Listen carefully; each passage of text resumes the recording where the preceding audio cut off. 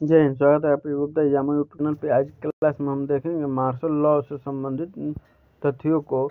Martial law अंग्रेजों द्वारा लाया गया था कब?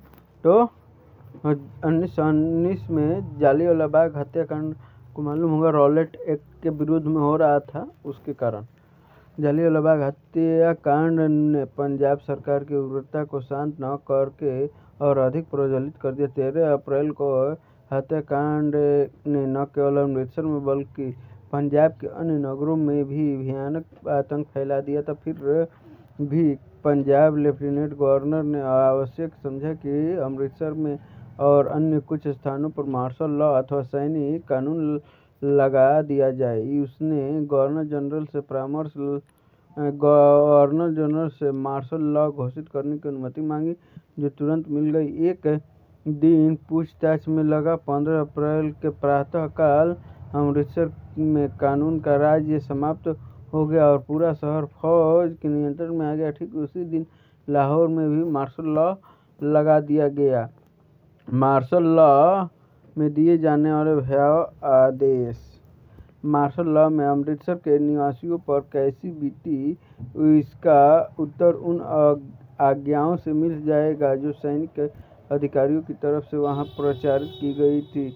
उनमें से कुछ आज्ञाएं इस प्रकार थी कि जिस बाजार में मिस शेरवुड पर आघात हुआ था, उसमें लोगों को बेत मारने के लिए टिकी लगा दी गई और यह आदेश प्रचारित कर दिया गया कि उसमें से जो भी भारतवासी गुजरेगा वह पेट के बल रेंग कर जाएगा, खड़ा होकर नहीं। आज्ञा दी गई कि प्रत्येक भारतवासी को चाहिए कि जब अंग्रेज अफसर समक्ष आए तो वो उसे सलाम करे। जरा सी बात पर बेत लगाई जाती थी। कई बेचारे बेत खाते खाते बेहोश हो गए। शहरों के सभी वकीलों को स्पेशल कांस्टेबल बनाकर दिन रात काम लिया जाता था। गिरफ्तारी, हथकड़ी, बड़ी और बिना खिलाए पिलाए किले में, जेल की कोठरी में बंद कर देना आदि तो साधारण दंड समझे जाते थे, जिन्हें कोई भी निचले पद पर अफसर भी बेरोक-टोक दे सकता था। सब अदालतें भंग कर दी गई थी। ये आज्ञाएं जितनी कठोर थी, उनका प्रयोग उससे भी अधिक कठोरता से किया जाता था। जिस गली से जाने के लिए भारतवासियों के पेट के बल सरकना अनिवार्य करार दिया गया था, वहाँ वह 150 गज लंबी थी। छोटी सी बड़ी जवान हो या छोटा हो, बड़ा हो, जवान हो, बूढ़ा हो, जाने का उद्देश्य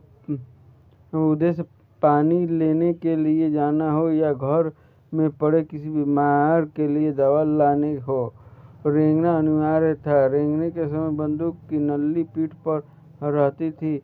जरा रुका कि गोरे सिपाही ने ठोकर लगाई।